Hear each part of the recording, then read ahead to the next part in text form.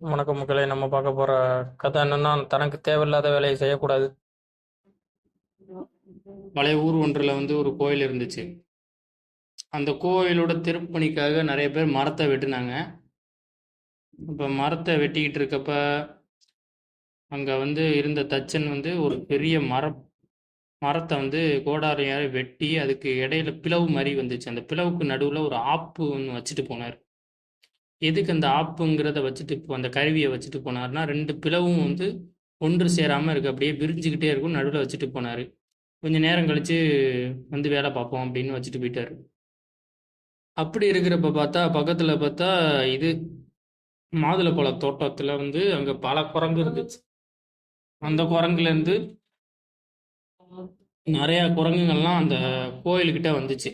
கோயிலுக்கிட்ட அந்த மரப்பலகைகளில் எல்லாத்துலேயும் ஏறி குச்சி டம்மு டும்னு விளையாண்டுக்கிட்டு இருந்துச்சு. இப்படி விளையாடு கொண்டே இருக்கிறப்ப எல்லா குரங்கும் விளையாட்டுக்கிட்டு இருக்கப்போ ஒரு குரங்கு மட்டும் சும்மா இல்லாமல் அவர் ஆப்பு வச்சிருந்தார. அவர் ஆப்புங்கிறது என்னன்னா, இதில் இந்த ரெண்டு அவர் மரத்தை ஒரு மரக்கிளைய அந்த மரத்தை பொளந்து அதுக்கு இடையில ஒரு ஆப்புன்னு ஒரு கருவியை வச்சுட்டு போனார்ல, அதுகிட்ட இந்த ஆப்பை அசைச்சுக்கிட்டே இருந்துச்சு சும்மா இல்லாமல். கொஞ்சம் கொஞ்சம் அதுக்குள்ள உள்ள காலை விட்டுக்கிட்டு அசைச்சுக்கிட்டே இருந்துச்சு. கொஞ்சம் கொஞ்சமாக அசைச்சு